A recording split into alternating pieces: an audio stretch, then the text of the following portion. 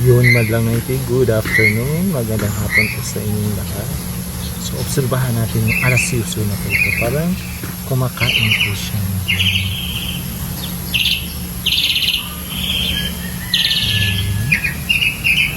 Obserbahan natin yung lunch break yata ng alasiyuso na ito.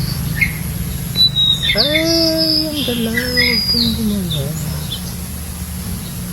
Buti natin yung damo.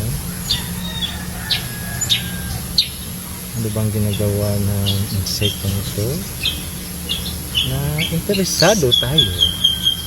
So yung buka ng bunganga po niya maglang may titingnan nyo. Paminsan-minsan lang po tayo makakita ng ganito maglang see? Klarong-klaro yung pagkain niya talaga ng damo. At least nakita natin sila kumakain. Maglang noiti. Hindi lang puro kambing at gangsa at manok. Wow, so beautiful maglang noiti. So beautiful talaga. Nakakamangha talaga kalikasan pinadali. You see this creature eating. English pa tayo. Yes, maglang noiti. Ang ganda.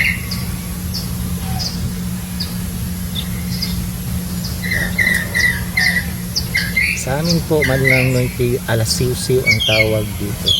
So, minsan din siw-siw. In English, grasshopper.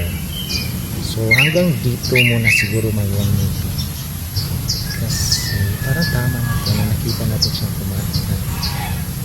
So, yun na po. Salamat po sa inyong lahat.